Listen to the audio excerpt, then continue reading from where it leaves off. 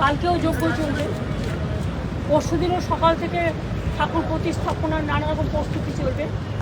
দ্বার উদ্ঘাটন হবে 2:30 থেকে 3টের মধ্যে, তারপরে ইনাগুরেশন প্রোগ্রাম হবে, ইনাগুরেশন করে দ্বার উদ্ঘাটন, তারপরে ইনাগুরেশনের প্রোগ্রাম।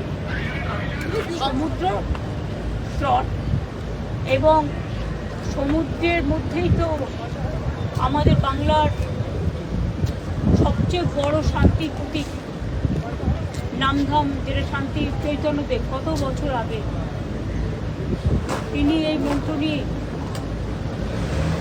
তিনি অনেকদিন পুরীতে ছিলেন এবং তিনি তার মধ্যে এই কথাটা বেরিয়েছিল নয়ন পথগামী জগন্নাথ।